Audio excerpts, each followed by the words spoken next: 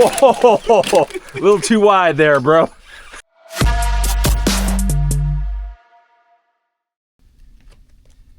The Waterfall, Phoenix South Mountain. A menacing mix of massive boulders and wheel traps. Is it technique? Is it power? Is it sheer luck? Might be a mixture of all three. And today, we're joined by a rider who has more ascents up the waterfall, arguably, than anybody on the planet. First, it's because he's pretty damn old, but second is because he comes out here and does it a lot. That rider, you may have guessed it, is Rob Drew. And today, Rob's going to break down the 5 key elements to climbing the waterfall. Some of you out there may be thinking, well, I don't ride in Phoenix. I'll never try to climb the waterfall. That's fine. The idea is these things, these elements, you can take them to your trails and those crux features that are challenging you. Because what Rob's about to explain is very important. It's very important for you as a rider to absorb and apply when you're trying to climb those difficult parts of your trail. This is about mindset first, and then it's about application second. Now, hairs are standing up. I'm ready. Are you ready to listen to the man, the myth, professional sourdough bread baker, amateur bike rider, Rob Drew? All right, Rob. Go ahead and repeat what you just said. So we're talking about 5 specific riding elements that are necessary to be able to climb the waterfall.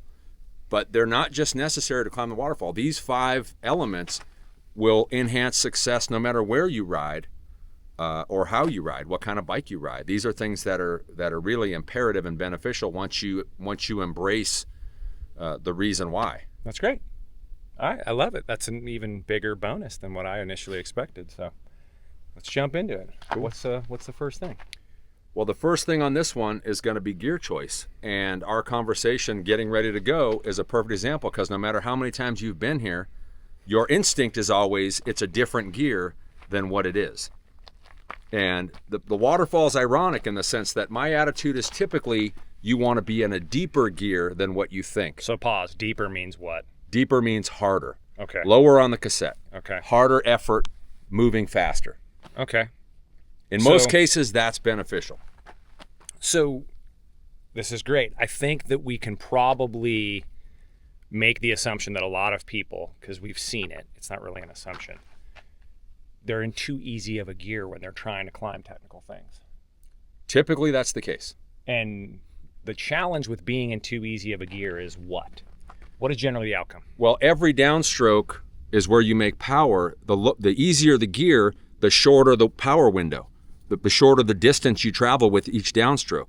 And so if you put down too much torque and you spin the tire, typically you're finished. And then more pedal rotations means potential for more pedal strokes. Yeah, so something to take away when you're at your local trail. If you look off in the distance and you see somebody coming and they're pedaling furiously, that's an inexperienced rider, because they don't realize that moving mass is upsetting the bike, and it's very inefficient. Okay, so to wrap up number 1, try to find the right gear, and the way you do that is slowly drop down the cassette until it's just too hard and you can't make it. Or analyze the obstacle. In this case, like I was getting to, the gear that you enter this in, technically it's too easy. It should be 4th.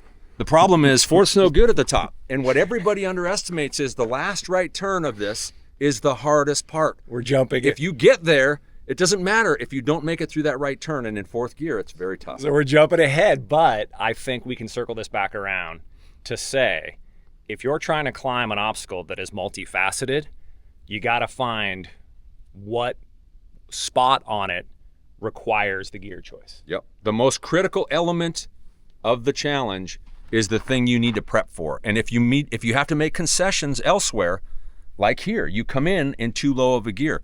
That's a concession you have to make, and it's uncomfortable, but it becomes very necessary, and it took me a long time to realize. I didn't just figure that out in the beginning. That's the key right there. This isn't just a random opinion.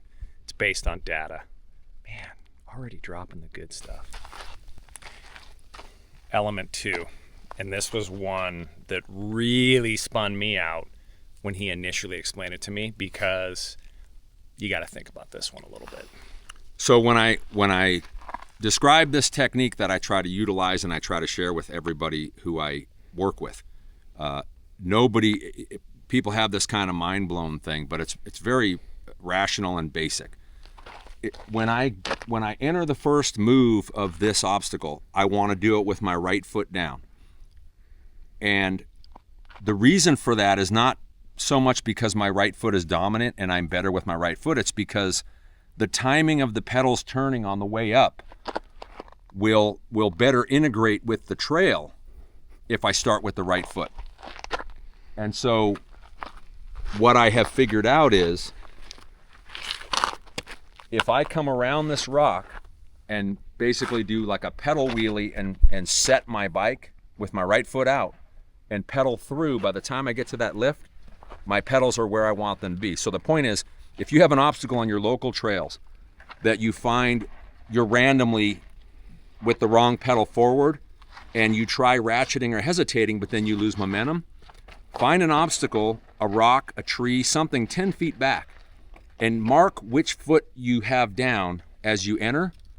And if you're 180 out, meaning your left foot down instead of right foot down, change it at that marker 10 feet ahead of the obstacle, and you will have corrected it when you arrive.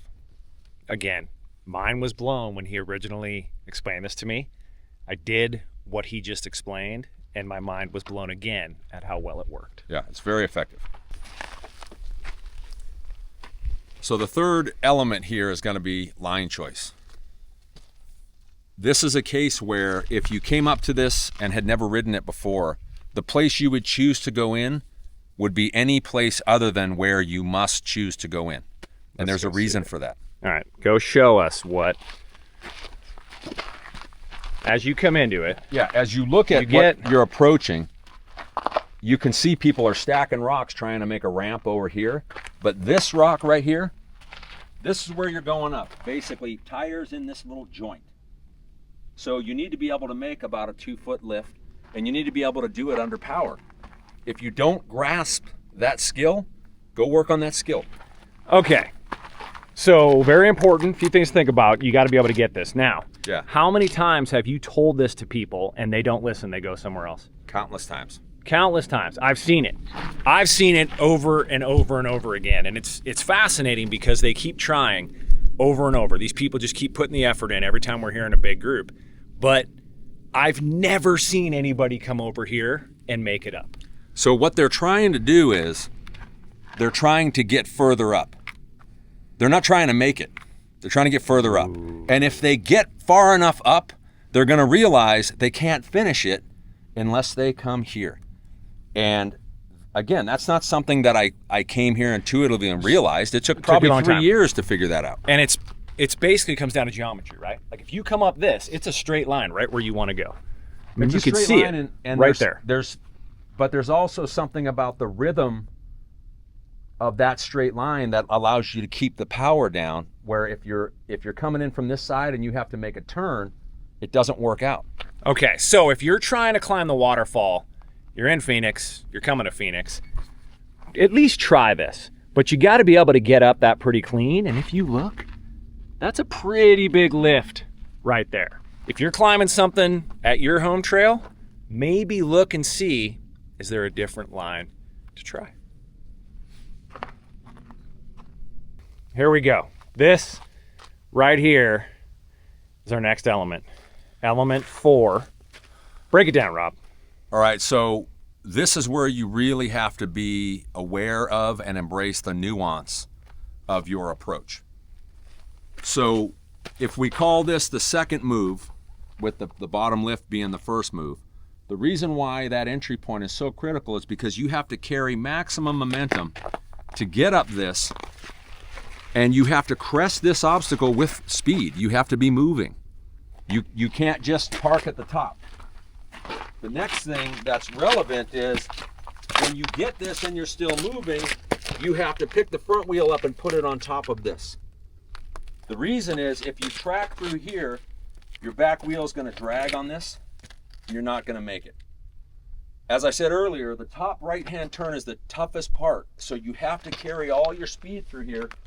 You have about 2 pedal strokes to initiate your climb to make that right turn. And if you blow either one of them, you're just not going to make it. This is great because this is something that I see all the time at home in Bentonville, a lot of different places I ride. It doesn't look exactly like this, but this is kind of a microcosm. Most people come up and their default is get out here because they don't want to deal with, you can see all the tire tracks. It makes it way more challenging up there. So you need to look at the obstacle in totality. You can't just look at this and think, oh, let me get past this. To get higher, I need to think about what does it take to make it all the way up. Man, good stuff so far, Rob. Are you ready for element number 5? Are you ready? I'm ready. Okay. Rob, Drew, finish it out. Element number 5 for the waterfall or anywhere people are climbing. Yeah, the 5th element, so to speak. Incredibly critical is your trail vision. If you're looking at every obstacle right in front of your wheel, you're just going to be continually surprised and trying to adjust. So you've got to be looking into the distance to make sure you're on the right path.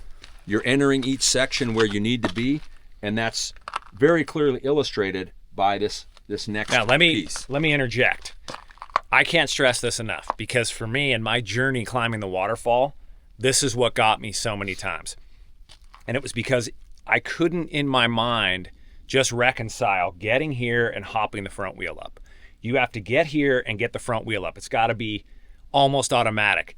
But once you do that, you have to look up there to see where you're going to go. Because if you don't, I can tell you in my experience, it does not work because the split second you take to figure out which of the potential 2 lines, it's enough to ruin the whole thing.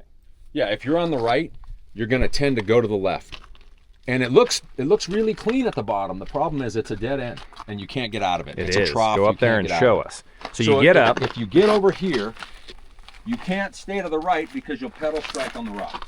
Yep. So you default over here to the left. You get up here and you realize I'm either going to pedal strike here, but I can't turn out because when you turn, especially with 29-inch wheels, the front and the back of the tire grabs on that channel. Have you ever seen anybody make it over there? No. Well, I shouldn't say that. Guys who pogo stick it, they can sometimes hop out of here and hop. Okay, but if you're riding, trying to ride it, it just doesn't work. So if you're trying to ride it, you're gonna come up right here, right? Yeah, you're gonna come up, make an early get the turn front wheel onto this ledge, and then you're gonna charge right up this trough here. But that's not the end, though, right? No, it's not. You think it is. You think it is. You think you've made it. You get to about here, and then you try to turn. And you hang up on this, and you tip over. I can tell you. Very common. A lot of frustrating moments caused by that thing. I would say right there. 99% of the time with people who could potentially make it, this is where they don't make it. A little too wide there, bro.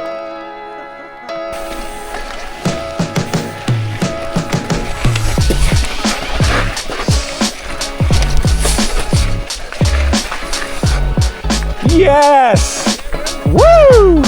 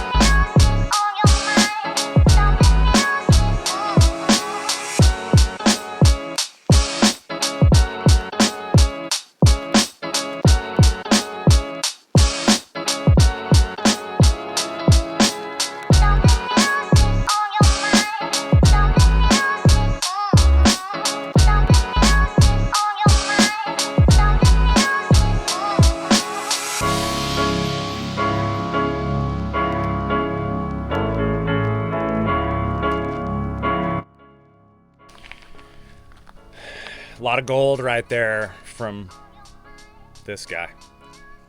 So I don't want anybody to think you're going to watch this video, you're going to come out to South Mountain, and you're going to, on your first try, get right up this. What? Then I'm not watching. Nobody's going to watch. But what this will do is make you aware of some of the things you might have been missing and give you things to work on to try to not only accomplish a task like the waterfall, but whatever difficult crux maneuver might be on your local trail system, the thing that the cool guys do and you've never been able to accomplish. Yeah. Another thing I think to drive the point home, and this is one that really was tough for me.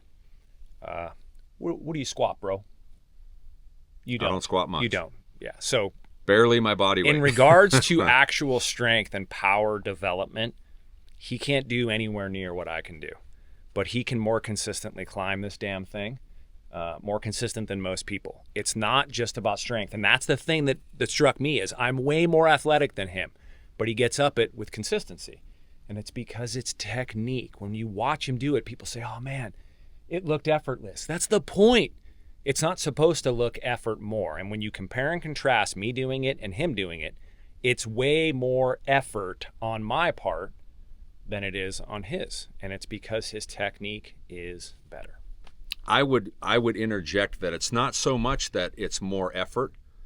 I just mask the effort in efficiency. Tomato, tomato. Either way, this is something that is worth working on, and a really good environment to work on it, I think, is a great place. And I know one of those environments. Yeah. It's the Ride Series MTB Skills Clinics. Technical lifts. This is something that we are now offering in our full day camp. And as you can see, we know how to do technical lifts, but we also have a really good idea for how to explain them. So we'd love to see you at a clinic and then maybe do some private coaching after that. If you have any questions on this, please drop them below in the comments. Like and subscribe, all that business. And stay tuned for more hard-hitting reporting here from Phoenix South Mountain. For the Ride Series, I'm Rich Drew. I'm Rob Drew. Saying, Over and out. peace out, numbers. Peace over out.